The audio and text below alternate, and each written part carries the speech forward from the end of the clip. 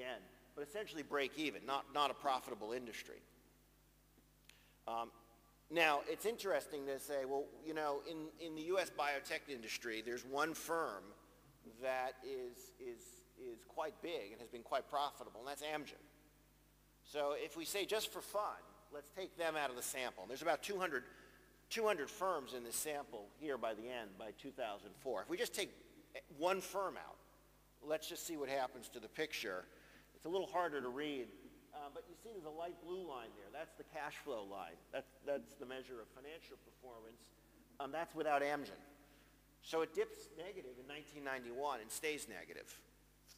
And then it kicks a little bit up at the end, but it's still negative. So here we have an industry that's quite puzzling because it's attracted about $350 billion of investment, and over a 30-year period hasn't been profitable in aggregate. There's a few profitable companies, but there's only a handful. So the vast majority have lost a lot of money.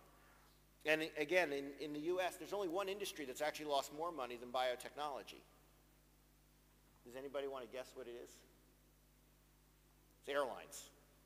U.S. airlines have lost more money over the same period. But that's it. No other industry has lost more money than biotechnology over this period. And yet it's attracted more capital than any other industry. So it's puzzling. The next question I looked at was, and by the way, you can look at stock market returns. And the stock market returns of biotech over this long period of time have been extremely disappointing. You could have invested in a 10-year treasury bond, which is a risk-free investment. 10-year treasury bonds earned about 2% more than biotechnology stocks over the comparable period. So why take all the risk to invest in biotech when you could have invested in a risk-free investment? And venture capitalists have equally done relatively poorly on their investments in biotechnology. Their internal rate of return has been about 16% over the life of the industry. Typically, given the risks they're taking, venture capitalists are looking at thresholds of 25 to 30% returns. And over the same time period, the S&P 500 was doing about a 14% return. So you could see just, you know, why take all the risk for such a low return? Although I've never actually met a venture capitalist who's told me that they were actually that they were at 16%. They all tell me that they're doing well. So it's hard to. The data though says they're not. We can look at R&D productivity because it's widely believed that biotechnology firms are much more productive in their R&D than big pharmaceutical companies. So I'm an empiricist by nature, and I decided to look at the data on that and to compare the cost of developing a drug inside a biotechnology company with the cost of developing a drug inside a pharmaceutical company, large pharmaceutical company. I looked at the top 20 pharmaceutical companies in the world and looked at their R&D spending over a 20-year period, 30-year period, or I guess 25-year period.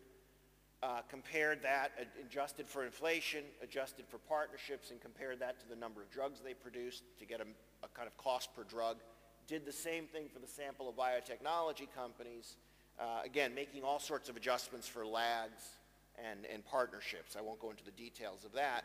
And the blue line is the biotech sample, the red lines are the pharma sample, and it's a running cumulative average. So I'd put your attention to the latter years, 2004, where we have more than 20 years of data, or about 20 years of data. You can see it's a dead heat. There's absolutely no difference. So the thought that biotech firms are much more productive than big pharmaceutical companies when it comes to R&D is a myth. There's just no data to support that. So we have some puzzles that I think are worth answering, which is why the malaise? Why is biotech in the U.S., despite a huge amount of investment and a huge amount of excitement and being viewed as a model for how to organize innovation in the pharmaceutical business, why has it failed to live up to expectations? And there's a few things that are often mentioned. One is the time lag. It does take a long time to develop a drug. But keep in mind, we're looking at this over a 25 to 30-year period. So that's actually quite a long time frame to examine this. Also keep in mind that at basically every biotechnology industry conference every year, someone puts up a slide that projects the future will improve. And you can never know whether they're going to be wrong, but I've been going to biotechnology industry conferences since 1984. That was the first conference I ever went to. It was in 1984, the Bio Conference. And I've seen the same slide every year. I believed it in 1984. By about 1995, I started to question it. By about 2001, I was skeptical. By 2007, and I'm sure this year at the Bio Conference in 2008, I'll see the same slide. I probably won't believe it because it's just, we keep expecting there to be a takeoff, and it's not occurring. People widely say in the U.S. the FDA is at fault. They make it too difficult to put a drug on the market. The FDA, like any government agency, is not perfect.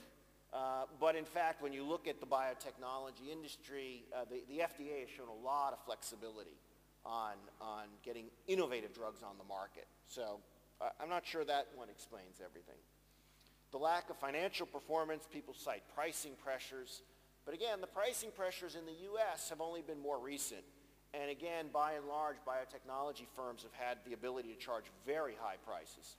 That's likely to change in the future and make things more difficult. But to date, I don't think we can say pricing is at fault. The question, in my mind, the reason is structural. I think what we've done is we've developed in the U.S. a structure of the biotechnology industry which doesn't fully reflect the realities of the science and what is required. And let me just elaborate on three basic assumptions that go into the formation of a lot of biotechnology firms.